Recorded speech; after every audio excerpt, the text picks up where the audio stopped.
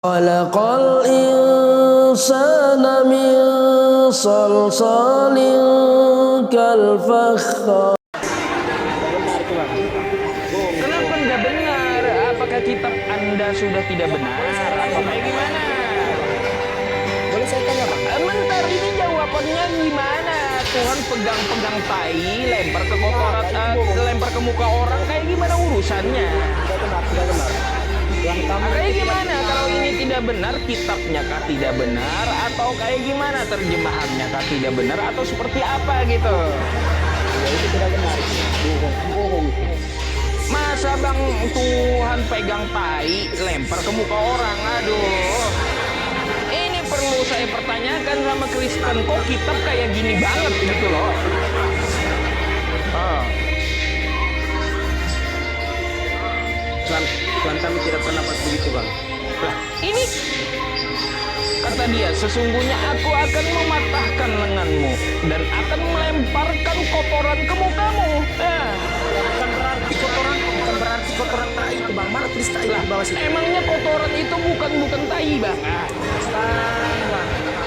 Apa kotoran apa? Kotoran hidung, kotoran hidung, kotoran hidung, kotoran telinga, atau kotoran apa, Bang? Turun Abang ya, teman-teman. Bang, kenapa turun, Bang? Saya cuma nanya, nggak makan Abang. Ya. Saya nanyakan kitab Anda, kenapa Tuhan Anda kayak gini? Dia lempar. Kotoran bukan tai katanya, teman-teman.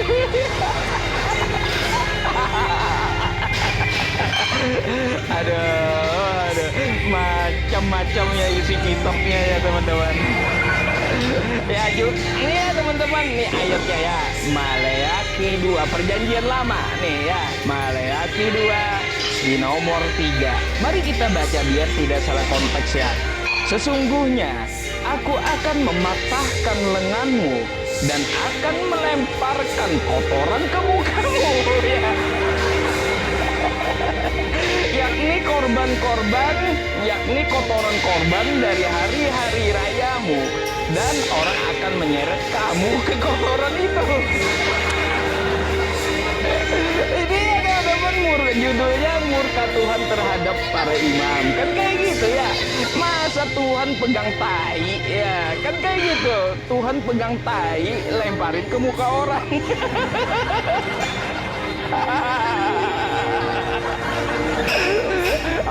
Ada yang jawab perumpamaan katanya, teman-teman. Itu perumpamaan katanya tuh di bawah.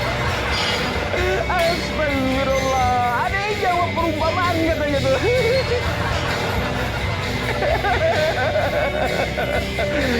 Ya nggak apa-apa teman-teman ya, nanti malam hari habis Isya kita akan bahas ya, Tuhan pegang tai itu ya. Dah itu aja judulnya ya, nanti malam Tuhan pegang tai dan lemparin ke muka orang. Itulah Tuhannya mereka ya. Aduh, inilah teman-teman ya, aneh-aneh selalu yang saya ketemukan di kitab teman-teman kita ini ya.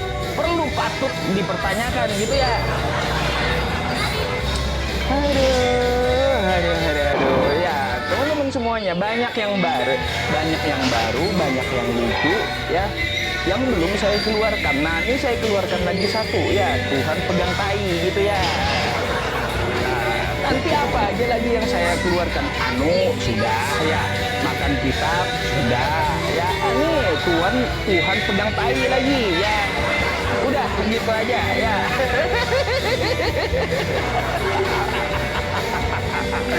Iya.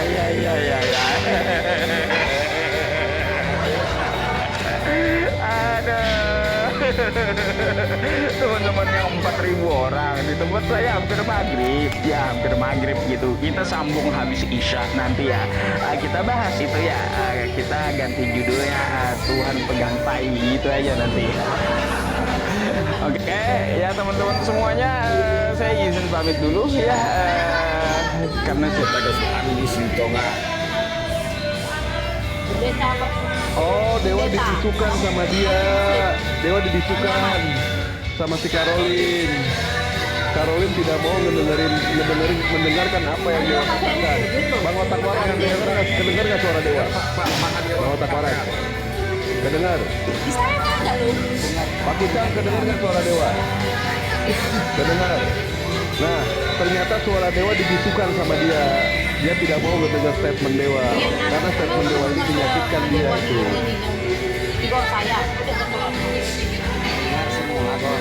Aku nggak dengar. Ya, menyakitkan suara Dewa. Ya sudah, nggak apa-apa. Bunda Caroline tidak mau diskusi sama Dewa karena dia ketakutan. Ya, dari mulai diskusi dari awal dia selalu kesetanan kalau sama Mama Dewa. Ya, lanjut aja nggak apa-apa. Dewa izin pamit aja. Jadi Ibu Caroline Steve.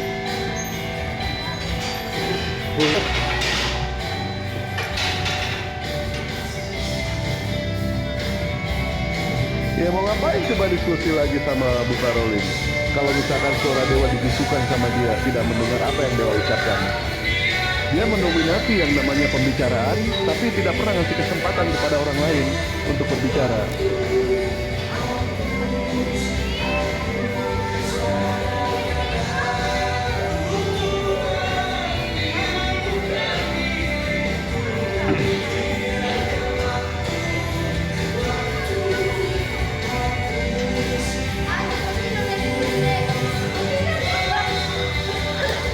Assalamualaikum Bang.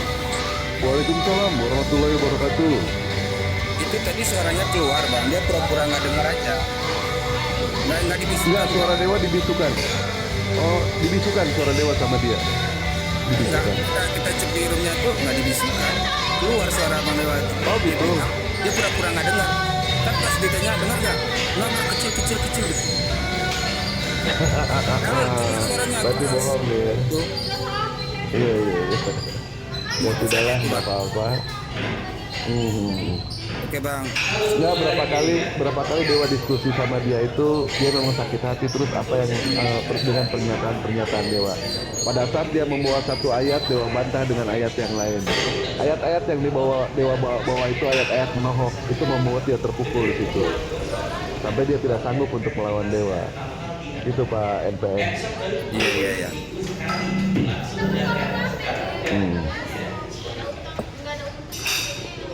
Oke Bang, aku Ya gimana?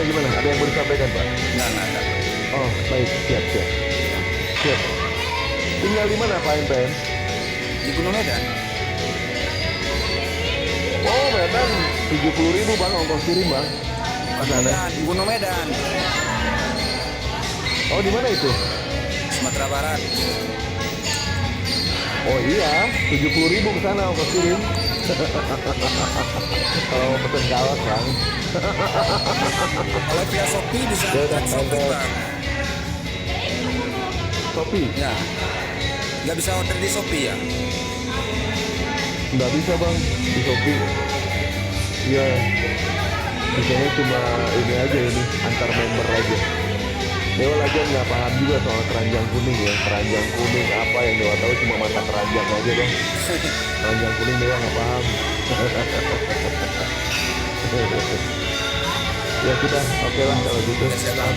Dewa juga izin pamit juga. Soalnya Dewa memang lihat rencana tadi itu pengen diskusi sama Bunda Caroline gitu. Tapi ternyata memang orangnya nggak bisa diajak diskusi lagi dengan Dewa. Ya sudah, Dewa akhiri aja. Dan mudah-mudahan besok nanti ada yang mau belajar Islam. Mudah-mudahan aja nanti insya Allah dia mau menerima Islam. Jadi kadang kalau kita kembali ke original teks ya berarti kagak ada yang namanya koma ataupun titik gitu kan. Terus kagak ada yang namanya perikop gitu kan. Nah di sini kadang terjemahan RAI ini ya mungkin berada sendirilah yang nanti meneliti ya supaya benar-benar paham. Ya sebenarnya kalau ingin benar-benar menemukan kebenaran dari Biblos berarti kembali ke original teks gitu, jangan hanya terjemahan. Tapi ya kayaknya berarti sih gimana saja ini, bahaya ini. Waalaikumsalam Bunda Adinda. Gimana berarti?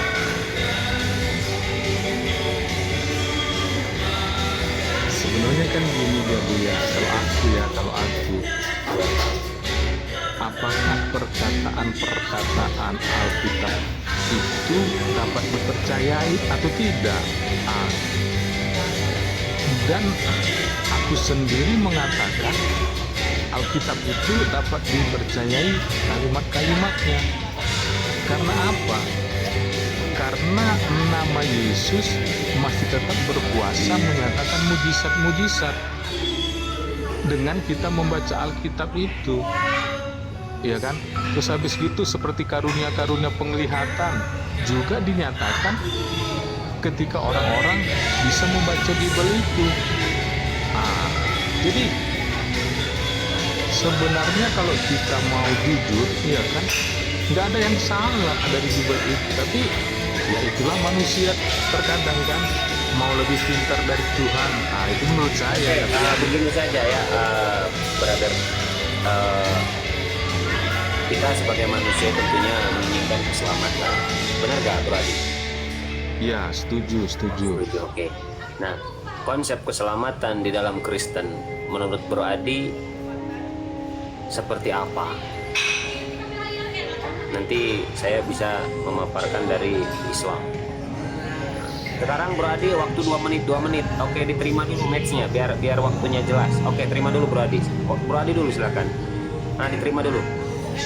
Nah, silakan Bro Adi nih sampai habis 2 menit, 4 menit tuh, 5 menit bahkan, silakan.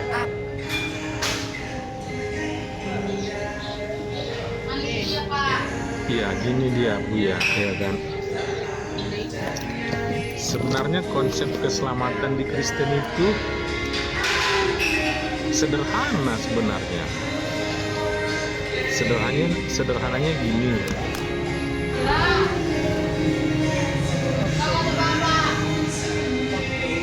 Ketika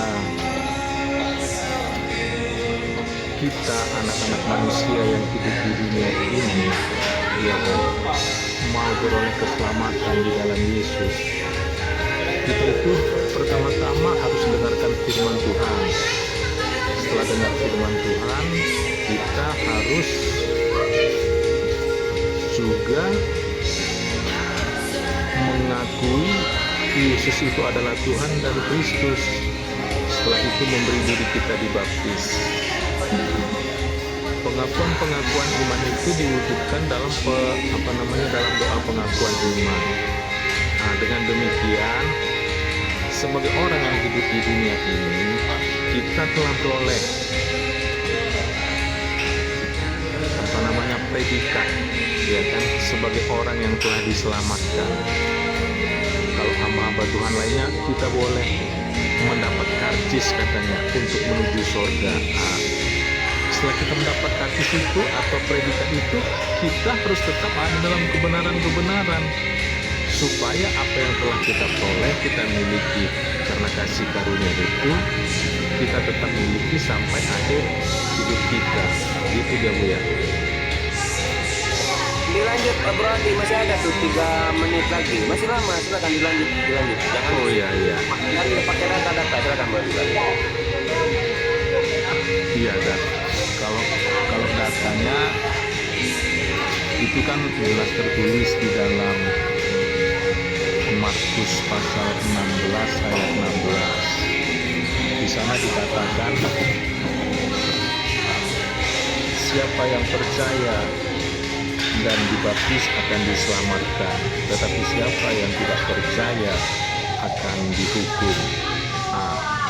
Jadi disitulah dasar-dasar yang kuat dari umat Kristen, bahwa umat Kristen itu telah beroleh keselamatan ketika percaya kepada Yesus.